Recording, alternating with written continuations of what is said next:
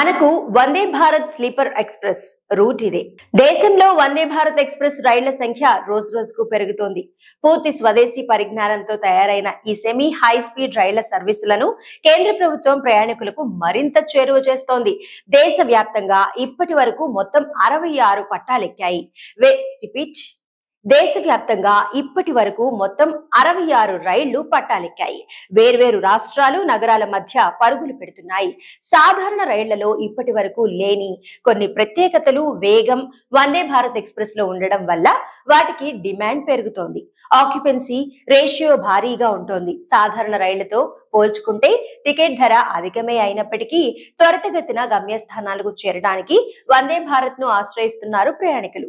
ప్రయాణికుల నుంచి లభిస్తోన్న అపూర్వ ఆదరణను దృష్టిలో ఉంచుకుని కేంద్ర ప్రభుత్వం వందే భారత్ లో కీలక మార్పులను తీసుకురానుంది. వారికి మరింత అనుకూలంగా తీర్చిదిద్దుతోంది.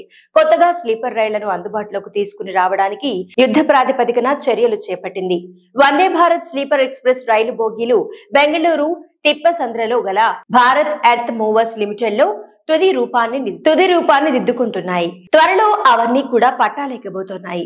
దేశవ్యాప్తంగా వివిధ మార్గాల్లో 5 వందే భారత్ స్లీపర్ రైళ్లను దశల వారీగా ట్రయల్ రన్ కోసం ప్రవేశపెట్టబోతోంది కేంద్రం. ఇందులో ఒక సర్వీస్ ను సికింద్రాబాద్ బెంగళూరు, సికింద్రాబాద్ విశాఖపట్నం మధ్య ప్రవేశపెట్టడానికి అవసరమైన చర్యలు తీసుకుంటున్నట్టు తెలుస్తోంది.